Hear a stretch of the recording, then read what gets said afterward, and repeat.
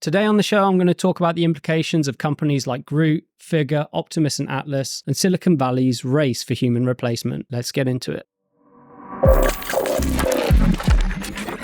Before I begin, I would like to remind you that the opinions expressed here are solely my own and do not represent any of the views of the companies mentioned. This show is solely for entertainment purposes only and should not be considered investment advice. If I made this video just a year ago, I don't think the idea of human replacement by robots would really be a concern. When Boston Dynamics robots were doing backflips, we also knew they weren't showing the same robot holding a pencil, and there was a good reason for that. You could, and still can, build very specialized robots that can perform tasks way better than any human. But until recently, the idea of a general purpose robot capable of doing many things was unrealistic. That was, until the introduction of the first human-robot hybrid, Ilya Sutskever. He's really the guy behind it all.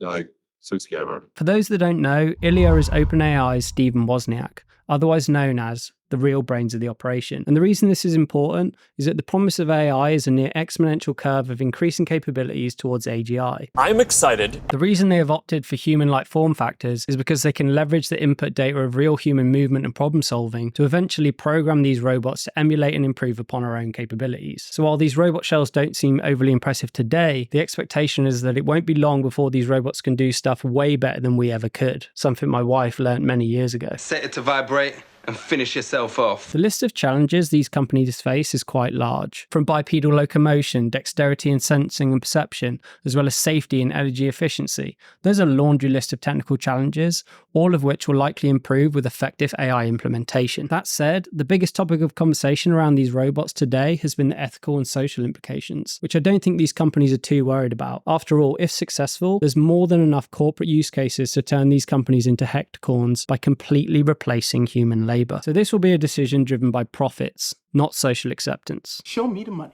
If it gets to the stage where employees are rebelling because they feel like they're being replaced by robots, then the sad truth is, even if they are successful in these efforts, new companies will emerge that start with fully autonomous robots by default, and the change will occur regardless. As Karl Marx said, the production of too many useful things results in too many useless people. I guess he got some things right. For the record, I do genuinely err on the side of innovation leading to new types of work and opportunities. As the son of a man that to this day still hasn't sent a text message, I also appreciate that for many, technology isn't a savior, but an indifferent power that passes them by and fails to pick them up on the way. Does fighting it make it any less inevitable? I think the arc of human history has shown that the answer to that is no. So in the face of such a change, your best bet as an individual is really to embrace it. So as one of my design heroes, Jack Fresco, pointed out back in 2010, automation is being installed very quickly.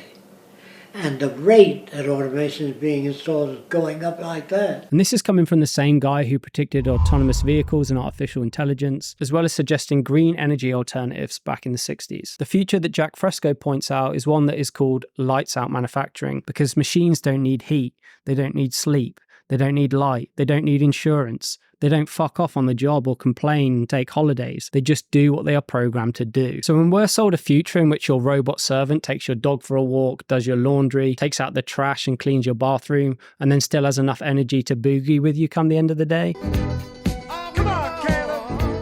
just remember, The more people you lay off, eventually, they won't have the money to pay taxes or buy the product. So as we extrapolate on the possible trajectory of these technologies and be honest with ourselves that they'll likely be too expensive for most to own, and that the benefits and increases in efficiency will only accrue to those who can afford to get access, I can't help but think that autonomous robots will be a huge driver of wealth disparity. Of course, America could introduce some kind of system like UBI to keep everyday people above water, but then the US can smell a commie ideal from a mile away, so the chances of that happening are next to nil. It's unquestionable that the folks in charge of developing these technologies are well aware of these potential outcomes, and so it will be in their best interest to show the potential value adds to society that human robots could provide, of which I'm sure there are many. Who will win in this robot foot race is anybody's guess, and I'm on the fence about this one. I love watching technology develop, and I'm awestruck at the rate of progress at this moment in time. I just hope that the people in charge of these projects have good intentions and bring about a future that benefits us all. Maybe I'm just being too much of a cynical Brit on this one. What do you think?